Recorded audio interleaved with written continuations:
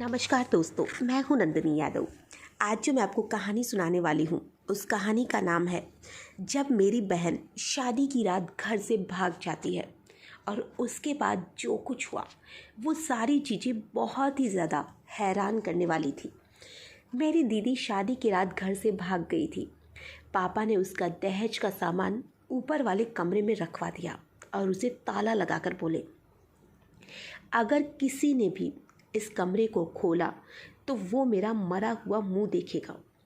तभी सब घर वाले डर गए और कई सालों तक कोई भी उस कमरे में नहीं गया। एक रात मैंने देखा कि पापा एक गिलास दूध और खाना लेकर उसी कमरे में जा रहे हैं। छुप के पीछे मैं भी देखने लगी कि आखिर ये क्या हो रहा है। और जब मैंने कमरे के अंदर झांका तो मेरे पैरों तले तो ज़मीन खिसक गई। मेरा नाम मानसी है। मैं इलाहाबाद में रहती हूँ। मेरी ज़िंदगी बहुत ही अजीब तरीके से गुजरी, क्योंकि मुझे बहुत सालों तक किसी और की गलती की सज़ा चुकानी पड़ी। हम बहन भाइयों में सबसे बड़ी दीदी थी और उसके बाद मेरा एक छोटा भाई और एक मैं। और जो दीदी थी वो तो पापा की आंखों का तारा थी। मुझे भी अपनी बहन रिया से बहुत मोहब्बत थी, इसलिए उसका जैसा बनने के लिए मैं बहुत कोशिश करती थी। अगर वह आटा गूंथती तो मैं भी जिद करती थी कि मुझे भी तो आटा गूंथना है। वह खाना बनाती और पापा उसके खाने की तारीफ़ करते तो मुझे भी हर हाल में खाना पकाना होता। ये मेरी सबसे बड़ी गलती थी। पापा अक्सर रिया दीदी से कहा करते थे कि तुमने बहुत फूक फूक कर कदम रखना है, क्योंकि तुम्हारे छोटे भाई बहन तुम्हारी नकल करते हैं। जो रिया दीदी थी वो गलती करे ये तो हो ही नहीं सकता था, लेकिन वक्त ने साबित कर दिया कि जो रिया दीदी थी वो भी तो इंसान ही थी, और इंसान की फितरत गलत और सही दोनों शामिल है। जैसा कि मैंने पहले ही बताया कि जो रिया दीदी थी वो दिखने में बहुत ज़्यादा खूबसूरत थी। जैसे ही उसने अपनी ग्रेजुएशन पूरी की, उसके बाद हर तरफ से रिश्ते आने लगे। ऐसा लगता था कि रिश्तेदारों में तो जैसे होड़ सी लग गई है कि इसको हम अपने घर की बहू बनाएंगे। और आए दिन बेफिजूल में वह हमारे घर के चक्कर काटने लगे। पापा ने सोचा कि अगर एक घर में मैंने अपनी बेटी दे दी तो दूसरे घर वाले बिना वजह मुझसे नाराज़ हो जाएंगे। इसलिए पापा ने फैसला लिया कि जहाँ कोई भी रिश्तेदारी ना हो, दूर दूर तक भी, वह दीदी की शादी वहीं करेंगे। तब शायद मेरे पापा को इस बात का अंदाज़ा नहीं था कि वह कितनी बड़ी गलती करने जा रहे हैं। उन्हें चाहिए था कि दीदी की ज़िंदगी का इतना बड़ा फैसला करने से पहले उन्हें अपने पास बिठाकर उनसे दिल की बात तो मालूम करें।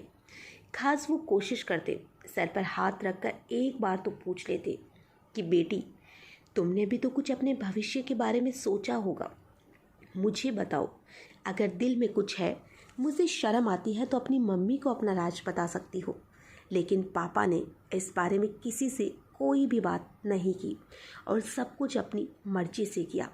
उन्होंने बाहर से ही किसी से बातचीत करके दीदी का रिश्ता तय कर लिया, और बात मर्दों के बीच में शादी का रिश्ता पक्का हुआ था। एक दिन पापा ने मम्मी से आकर कहा कि मैंने रिया का रिश्ता पक्का कर दिया है। वह बहुत अच्छे लोग हैं, खाते पीते हैं, अमीर घर के भी हैं, हमारी बच्ची को हमेशा खुश रखेंगे। मम्मी बिल्कुल चुप हो गई थी। सिर्फ मम्मी पर नहीं, हम पर भी बहुत तेज बिजली सी गिर पड़ी थी। हम तीनों बहन भाई एक कमरे में बैठे हुए थे और एक दूसरे की तरफ सवालों की नज़रों से देखे जा रहे थे कि ये क्यों हुआ, कैसे हुआ, क्या हुआ। खैर मम्मी कहने लगी, कपिल, ये कैसे हो सकता है। दीदी बिल्कुल सोच में पड़ गई थी। अगली रोज़ मम्मी हम बहनों के कमरे में आई। मम्मी कहने लगी, रिया, अच्छे से तैयार हो जाना, आज लड़के वाले तुम्हें देखने आएंगे। दीदी शिकवा करने से अपने आप को रोक नहीं पाई। मैं बोली, मम्मी, मुझे पापा से इस तरह के फैसले की हरगिज़ उम्मीद नहीं थी। तब मम्मी चौंक गई। उन्होंने रिया का हाथ पकड़ लिया और कहने लगी, मेरी बच्ची, बताओ, अगर तुम्हें कोई और पसंद है या किसी से तुम्हें शादी का वादा कर रखा है, मैं तुम्हें उस बात पर यकीन दिलाती हूँ। मैं तुमसे वादा करती हूँ, अगर तुम्हारी पसंद अच्छी हुई तो मैं तुम्हारी शादी उसी इंसान से करवा दूंगी जहाँ भी तुम कहोगी। दीदी ने नाम में सर हिला दिया और बोली, नहीं माँ, ऐसी तो कोई भी बात नहीं है। मगर फिर भी मेरे दिल को अजीबोगरीब उन्होंने घेर लिया है। ऐसा लगता है कि शादी मेरे लिए खुशियाँ लेकर नहीं आएगी, बल्कि मेरा मुकद्दर ही बर्बाद कर देगी। मम्मी तो दीदी की बात सुनकर तड़प उठी थी। मम्मी बोली, ऐसी बातें करने से पहले ये भी नहीं सोचा कि माँ के दिल पर क्या गुजरेगी। वे लोग दीदी को देखने के लिए आ गए। उनमें एक बुढ़ी औरत थी और एक जवान लड़की थी। उन्होंने बताया कि लड़के की माँ तो कोमा में है, इसलिए दादी और बहन आई है। मम्मी दीदी मानसी को भी अपने साथ ले गई। तो लड़के की दादी ने दीदी को बहुत प्यार किया। वह लड़की भी अच्छी लगती थी। उसने तो अभी से मानसी को भाभी कहना शुरू कर दिया था। फिर जाते हुए लड़के की दादी ने दीदी मानसी के हाथ में पैसे रख दिए थे। सच कहूँ तो मानसी मेरे दिल को बड़ी तसल्ली सी मिली है। तुम बताओ रिया, तुम्हारी क्या राय है? दीदी तो जैसे मारे शर्म के लाल हुए जा रही थी। उनके गाल तो बिल्कुल लाल हो रहे थे। दीदी बोली कि मम्मी, मुझे ये रिश्ता मंजूर है। फिर तो जैसे हमारे घर में खुशियों का माहौल हो गया। कोई नहीं जानता था कि खुशियाँ बहुत जल्द गम में बदलने वाली है। सब बहुत अच्छे तरीके से हो रहा था, कुछ भी गड़बड़ तो नहीं थी। दीदी भी खुशी खुशी हर चीज़ में हिस्सा ले रही थी। वह अपनी हर चीज़ के जुड़े बैग में रख रही थी। अपने जूते भी तो उन्होंने अपनी ही पसंद से लिए थे। सिर्फ इतना ही नहीं, बल्कि बारात के लिए अपनी मर्जी का ब्यूटी पार्लर भी किया था। सब कुछ अच्छा भला था। किसी के दिमाग में ये भी नहीं था दीदी अपने दिल में क्या ठान कर बैठी है। घर वाले सब बहुत खुश थे। मैंने तो हफ्ता पहले ही ढोलकी का इंतजाम कर लिया था। मम्मी ने मुझसे मना भी किया था कि लड़कियों की शादी में इतने दिन पहले ढोलकी नहीं बजाई जाती, मगर मैं कहाँ मानने वाली थी। ढोलकी की हम लोगों ने बहुत बजाई और दीदी ने भी बहुत एंजॉय किया, बल्कि अपनी फरमाइश पर अपनी मर्जी के गाने भी गवाया करती थी। मुझे तो यूँ ही लगता था कि अगर शर्मो हया नहीं होती तो वो खुद भी हमारे साथ बैठकर नाचती और गाती। खैर, वक्त गुजर रहा था। दीदी की बारात का दिन भी आ गया। दीदी बहुत महंगे पार्लर में तैयार होने गई थी। उन्होंने अपना पसंदीदा लहंगा पहना हुआ था। थोड़ी देर बाद बारात भी हमारे दरवाजे पर आ गई। मैंने दूल्हे को देखा तो मेरा मुंह तो खुला का खुला ही रह गया। दूल्हा तो बहुत ही ज़्यादा सुंदर था और हैंडसम भी। तो सोचा कि जाकर दीदी को बताती हूँ कि आपकी किस्मत में तो शहजादा लिखा है। मैं भागकर अपने कमरे में गई तो वहाँ दीदी नहीं थी। मैं हैरान थी कि अभी तो मैं दीदी को यहीं छोड़कर गई थी, अब वह कहाँ चली गई। मैंने उनकी तलाश में मम्मी के कमरे में गई तो वो कमरा भी खाली पड़ा था। मेरी फिक्र बहुत ज़्यादा बढ़ रही थी। मैं जल्दी से बाहर आई और मम्मी को ढूंढने लगी। मम्मी मेहमानों की खातिर में लगी हुई थी। मैं मम्मी का हाथ पकड़कर कोने में ले गई और कहा, मम्मी, मानसी दीदी कहाँ है? मम्मी बोली, अपने कमरे में ही होगी। मैंने कहा, वह कमरे में तो नहीं है।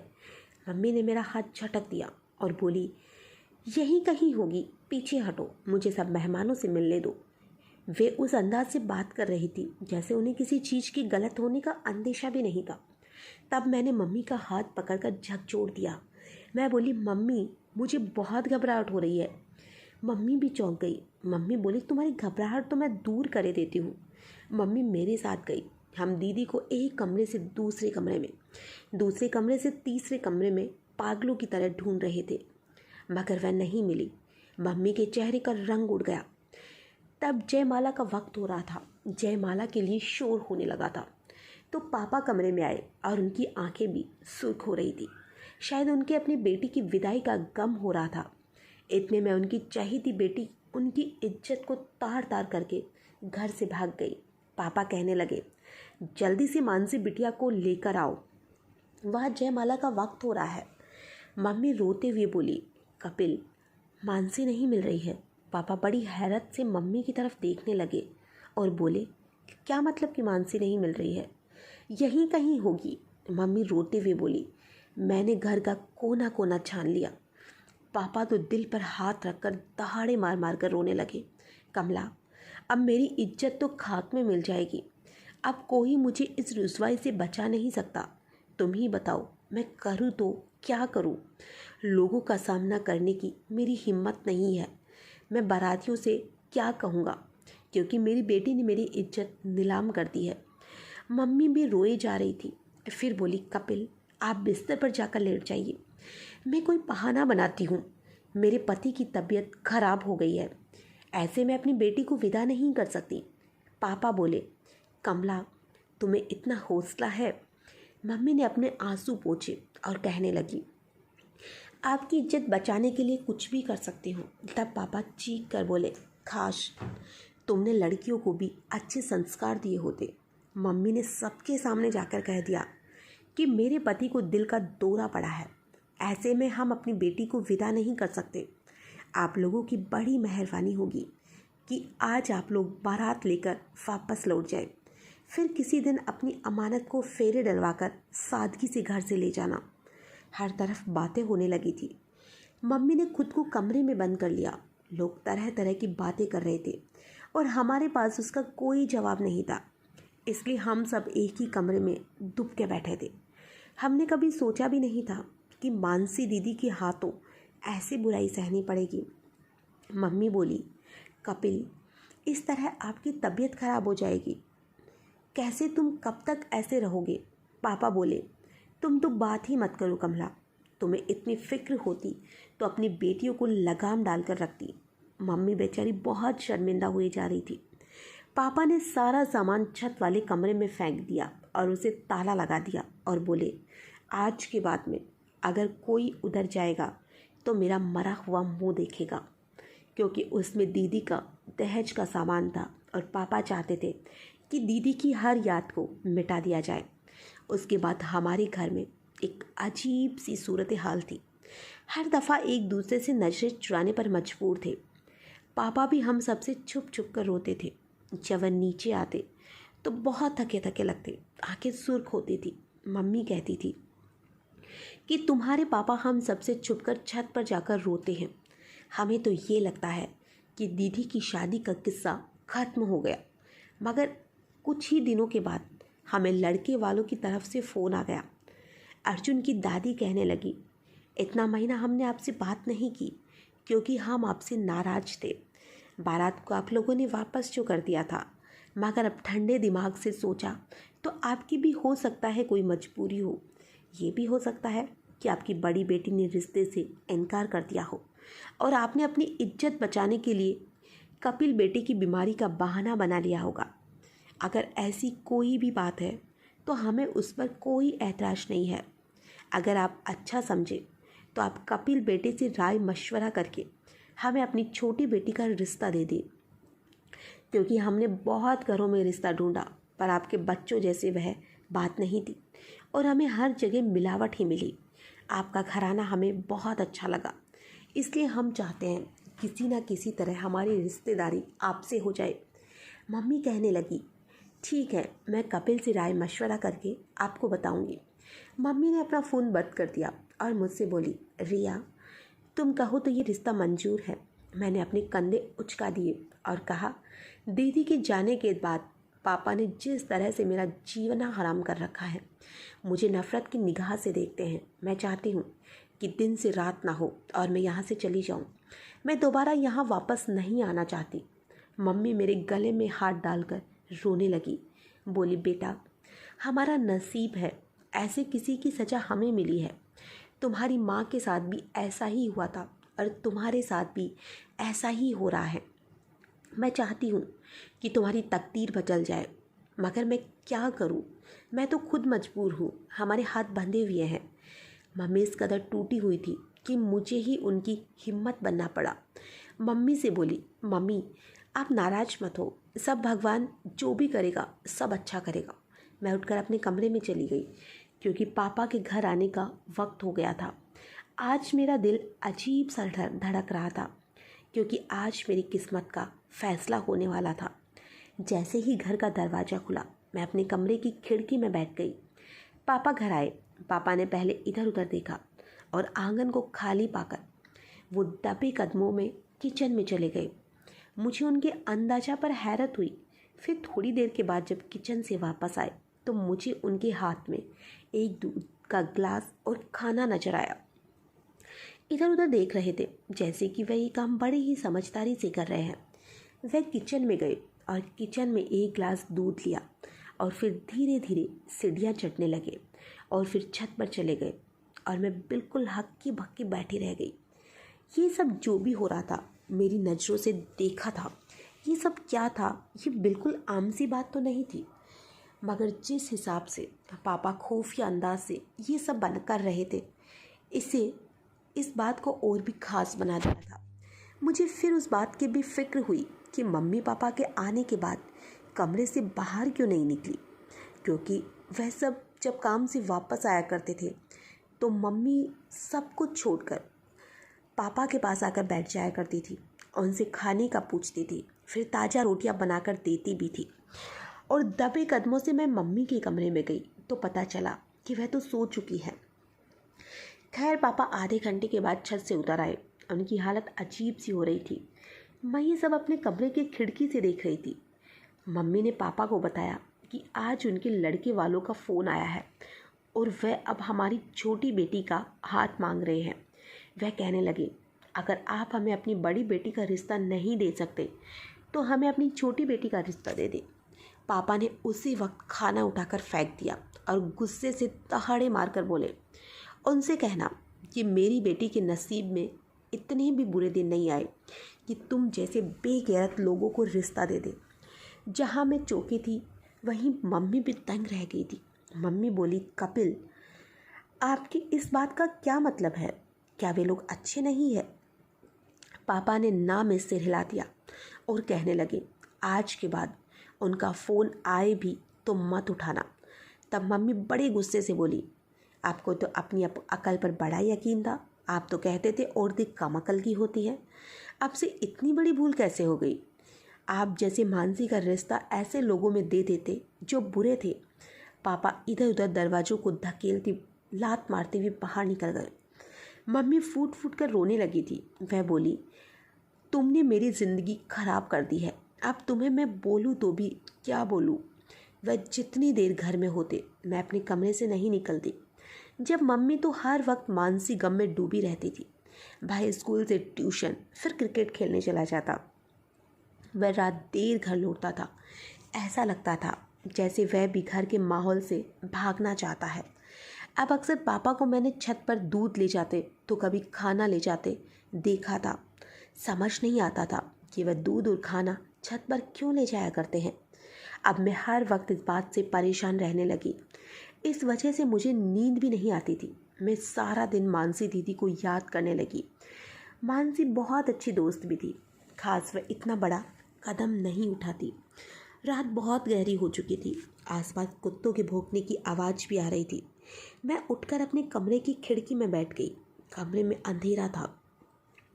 तब मुझे कुछ अजीब सा महसूस हुआ, जैसे कोई हमारे आंगन में घूम रहा हो। मैंने गौर किया, वह कोई और नहीं बल्कि मेरे पापा थे। मैं चौंक गई कि पापा के अंदर से ऐसा लगा जैसे वो बहुत मजबूर है, बहुत परेशान है।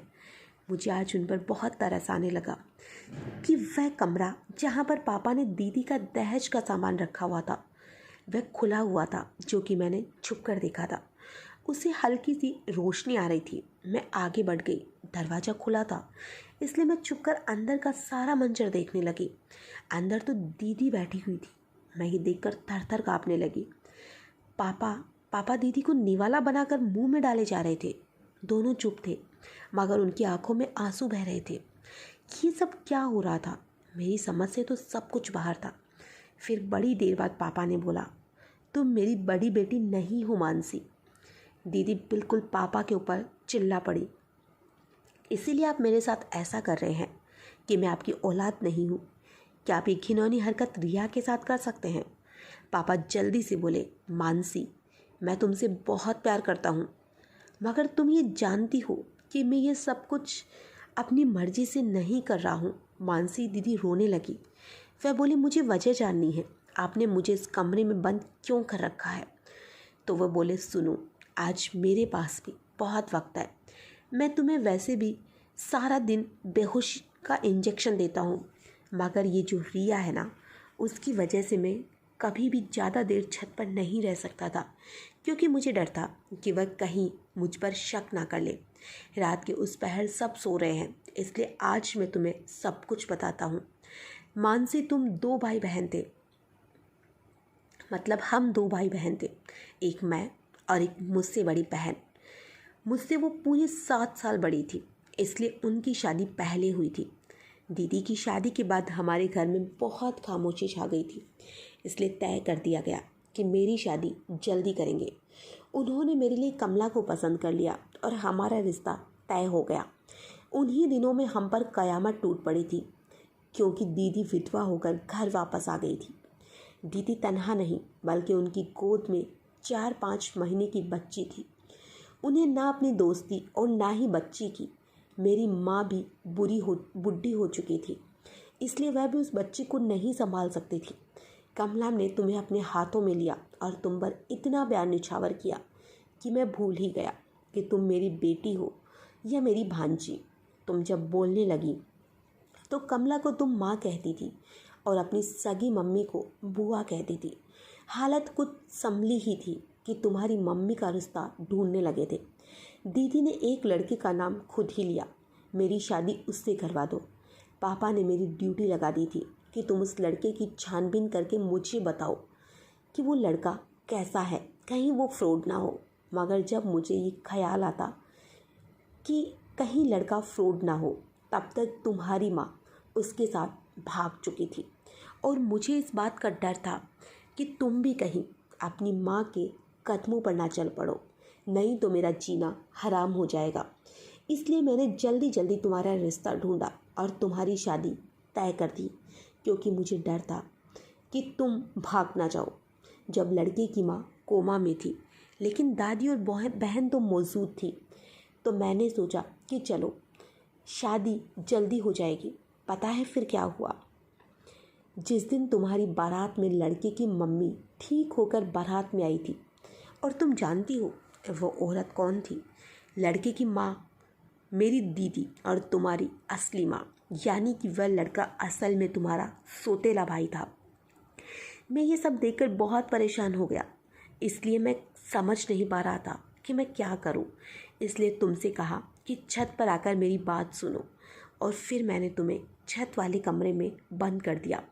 मैंने सोचा था कि सुबह तक कमला को सारी सच्चाई बता दूंगा, और फिर ख्याल आया कि मैं तुम्हारी माँ की शादी नहीं होने दी थी और वह घर छोड़कर भाग गई थी। अब तुम्हारी शादी भी नहीं हो सकती। मुझे डर था कि कहीं तुम भी अपनी माँ की तरह घर से ना भाग जाओ, इसलिए मैंने तुम्हें यहाँ पर बंद करके रखा। अपनी बहन की बेटी को कैद करके मैंने अपनी औलाद से प्यार किया। जिस दिन से तुम्हें मैंने कैद कर रखा है, रिया से भी मैंने बात करना छोड़ दिया है। उस पर भी बहुत सख्ती दिखाता हूँ। मानसी दीदी जैसे एकदम से होश में आई, वह बोली, अगर अब मैं घर से भाग जाती तो भी तो आपकी इज्जत खाक में मिल जाती, मगर आपने मुझे यहाँ बंद करके अपनी इज्जत को खाक में मिला ही दिया। लोग तो बातें बनाते ही होंगे कि मानसी घर से भाग गई, तभी तो बारात वापस लौट गई। अभी वह दोनों बातें कर ही रहे थे कि मंदिर में आरती की घंटी बजने लगी और पापा बोले, मानसी बेटा, मुझे माफ़ कर देना, अब मैं जा रहा हूँ, हो सकता है किसी की आँख खुल जाए। मैं जल्दी से आगे बढ़ी और बोली, अब मैं और जुल्म अपनी दीदी पर नहीं होने दूंगी। उसकी मम्मी ने जो गलती की है, उसकी सज़ा अपनी दीदी को नहीं मिलने दूंगी। भगवान सबको उसकी गलती की सज़ा देते हैं, तो उन्हें भी देंगे। और आपने ये सब क्यों किया दीदी के साथ? पापा ने मेरी बातें सुनकर बिल्कुल बौखला गए, इसलिए वह जल्दी से नीचे चले गए। मैं दीदी का हाथ पकड़कर नीचे ले आई। पापा उस वक्त बहुत शर्मिंदा हुए कि सुबह से निकले रात गए, घर वापस आते थे। फिर हम सब भाई बहन ने पापा पर अपनी अदालत लगा ली। मम्मी जज थी। पापा रो रो कर सबसे माफ़ी मांग रहे थे। दीदी ने ही पापा को माफ़ करने का सबसे पहला काम किया। फिर हम सब पर भी जोर दिया कि पापा को माफ़ कर दे। सब कुछ ठीक हो गया था। पापा ने दीदी को इजाज़त दे दी कि वह अपनी माँ से मिल सकती है। वह बहुत जल्द ही उनकी एक बहुत अच्छी जगह शादी होने वाली है। हमें उम्मीद है कि मुश्किल वक्त कट गया, आगे खुशियाँ ही खुशियाँ है। ये एक मोटिवेशनल कहानी है दोस्तों, लेकिन आप लोग ऐसा बिल्कुल ना करें। घर छोड़कर भागने की कोशिश भी ना करें। आप अपने दिल की बात अपने माँ बाप को ज़रूर बताएं। आपके माँ बाप आपकी बात से सहमत हो तभी आगे कोई भी कदम उठाए।